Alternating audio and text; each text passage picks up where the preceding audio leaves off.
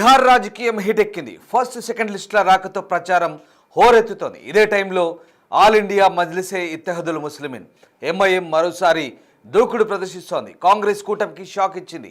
మరో 2 పార్టీలతో కలిసి కూటమి ఏర్పాటు చేసింది.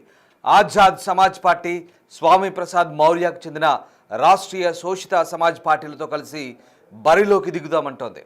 ఎంఐఎం 35, ఆజాద్ 25, రాష్ట్రీయ శోషిత్ సమాజ్ పార్టీకి 4 సీట్లు కేటాయించారు. ముఖ్యంగా ముస్లిం జనాభా ఎక్కువగా ఉన్న సీమాంచల్ ప్రాంతంపై అసద్ ఫోకస్ పెట్టారు.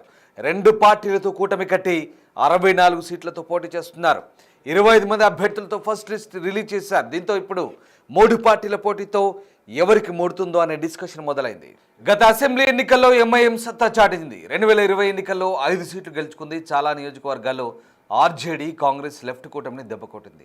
భారీగా ఓట్లు చీల్చి చావు దెబ్బతీసింది. అయితే ఆ ఎన్నికల తర్వాత అసద్కు హ్యాండ్ ఇచ్చారు 4 ఎమ్మెల్యేలు.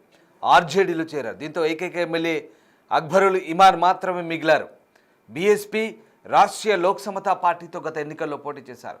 బీహార్ పొలిటికల్ స్క్రీన్ని మార్చేశారు. అయితే అప్పుడు ఎంఐఎం మిత్రపక్షాలు ఇప్పుడు ఆ పార్టీతో లేవు. ఎన్డీఏ కూటమిలో చేరాయి. దీంతో కొత్తగా 2 పార్టీలతో కలిసి కూటమిగా ఏర్పాటు చేసి బరిలోకి దిగారు. జనరల్గా ప్రధాన పార్టీలు పట్నా నుంచి జాబితాలు ప్రకటిస్తుండగా ఎంఐఎం ఆ సాంప్రదాయాన్ని పక్కన పెట్టి ముస్లిం జనాభా అధికంగా ఉన్న కిషన్గంజ్లోని సింఘియా ప్రాంతంలో ఉన్న పార్టీ ఆఫీస్లో ఈ జాబితా విడుదల చేసింది. ఎంఐఎం ప్రకటించిన 32 స్థానాలు మొత్తం 16 జిల్లాలకు చెందినవి. ముఖ్యంగా ముస్లిం పాపులేషన్ ఎక్కువగా ఉన్న సీమాంచల్ ప్రాంతంపై ఆ పార్టీ ప్రధానంగా దృష్టి సారించింది. కిషన్గంజ్, కోచాధామన్, బహదూర్గంజ్, ఠాకూర్గంజ్, అమోర్, బాయసి, కస్బా, బలరాంపూర్, ప్రాన్పూర్, మణిహారి, బరారి, కధ్వా, హాట్, అరరియా నియోజకవర్గాలు దీని పరిధిలోకి వస్తాయి. సీమాంచల్తో పాటు గయా, దర్భంగా, భాగల్పూర్, సివాన్, గోపాల్గంజ్ వంటి ఇతర జిల్లాలు కూడా అభ్యర్థులు నిలబెట్టడం ద్వారా రాష్ట్ర వ్యాప్తంగా విస్తరించే లక్ష్యాన్ని ఎంఐఎం స్పష్టం చేసింది. బీహార్లో 17% ముస్లిం జనాభా ఉంది.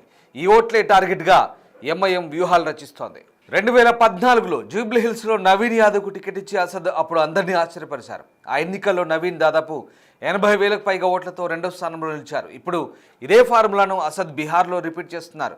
ముస్లిం డామినేషన్ ఉన్న ఢాకా సీట్లో రాజ్పుత్ కమ్యూనిటీకి చెందిన రాణా రంజిత్ సింగ్ బరిలోకి దింపారు. అయితే హైదరాబాద్ నుంచి వచ్చి ఎవరేం చేయలేరంటూ జనసురాజ్ పార్టీ అధినేత ప్రశాంత్ కిషోర్ అసద్ను ఉద్దేశించి కామెంట్ చేశారు. పొలిటికల్ సర్కిల్లో డైలాగ్ ఉంది. రాజకీయంలో ఒక ఫార్ములా ఒకేసారి పనిచేస్తుంది, మరోసారి ఆ ఎత్తుగడ పనిచేయదు అంటారు. ఇప్పుడు అదే మాట ఆర్జేడీ కూటమి కూడా చెబుతోంది. గత ఎన్నికల్లో అసద్ పాచిక పారింది, తమ ఓట్లు చీలాయి. కానీ ఈసారి ఆ వ్యూహం బెడిసి కొడుతుందనేది ఆర్జేడీ నేతల మాట. గత ఎన్నికల్లో ఫస్ట్ టైం బీహార్లో పోటీ చేసి ఆర్జేడీ కూటమికి షాక్ ఇచ్చిన ఎంఐఎం ఎత్తులు ఈసారి ఫలిస్తాయా?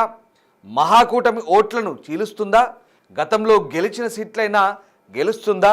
5కు పైగా సీటు గెలిచి సత్తా చాటుతారంటే నవంబర్ 14 వరకు ఆగాల్సిందే.